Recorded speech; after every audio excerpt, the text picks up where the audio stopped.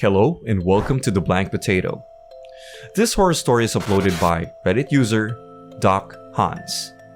If you want to learn more about the author, link in the description. And the title of the story is The Visitor. Before we start, I would just like to invite you to please like this video, subscribe if you haven't already, and click that notification bell so you won't miss any of my future uploads. Let's begin. The Visitor. As a young kid, I was always super optimistic. I always found the good in people, and my mom would sometimes get annoyed. When we went to stores, I would always run up to strangers and ask, "How was your day?" or "How can I help you?" My mom would come behind me, take my hand, and apologize for me disturbing them. She told me that I can't always trust people.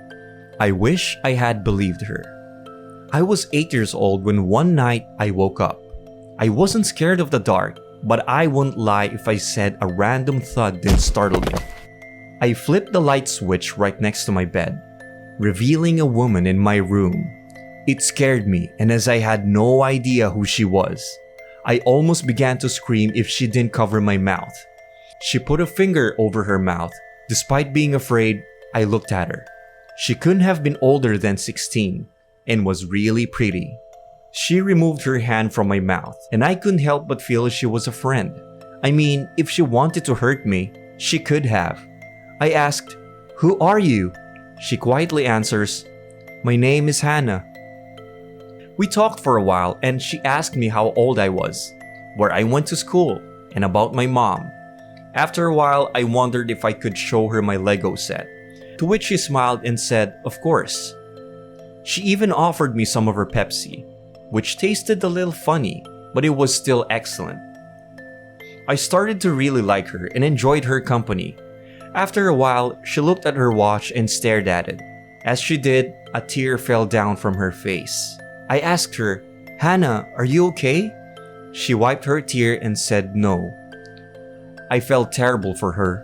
She then asked if I wanted ice cream, which I'm always down for ice cream. She took my hand and led me to what I thought would be my kitchen. Instead, she walked me to my front door. And before she opened the door, she asked me something weird. "Why didn't you freak out when I appeared in your room?" Even at a young age, I understood that to be a weird question. I thought and said, "I just trust you." Another tear came down her face, and then she said something I couldn't forget. She said, "I can't do this anymore." She locked the door, which I realized wasn't locked, and she took me to the kitchen, where she grabbed a knife. I didn't know what was happening. She then took me to my mom's room, where she told me to go and tell her that a man outside was trying to break in and call the cops. I didn't understand what she was asking, but she looked into my eyes. "You're a brave kid. I need you to be a little braver." She kissed me on the cheek, which made me blush. I trusted her and went into my mom's room. I tugged on her, and she woke up. She looked at me and said, "Hey, sweetheart, did you have a bad dream?" I looked at her severely. "Mom, there's a man outside, and I think he wants to hurt Hannah. You need to call the police." What I said startled her, and she got out of bed. "Honey, I think you had a bad nightmare." I looked at her more seriously and began explaining Hannah being in my room and how she told me to come in here to ask you to call the police. The look on her face filled with fear when I told her that Hannah had locked the door. My mom ran to the door and locked it, turning on the light. The light blinded me for a second, and when I opened my eyes, my mom had her gun out and was on her phone. She sat on the bed, and that's when the sound of someone banging on the front door started. I jumped into bed and saw on my mom's phone that she was looking at the camera at the front door. I began to become really scared. "Mom, what is happening?" She said, "Stay here," gave me her phone, and told me 911. "When I leave this room, lock the door, and do not unlock it for anyone but me." She then looked at me so intensely that it scared me and asked, "Did you understand?" I nodded my head. She then unlocked her door and left when I shut and locked it. I began calling 911 and provided them with my address when the banging increased. As I gave as much information to the dispatcher, I began to hear screaming. Then the front door sounded as it was knocked off its hinge.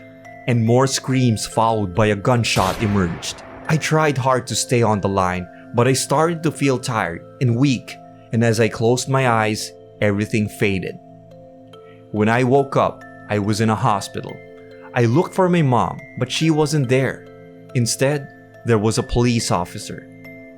He noticed I was awake and began calming me down.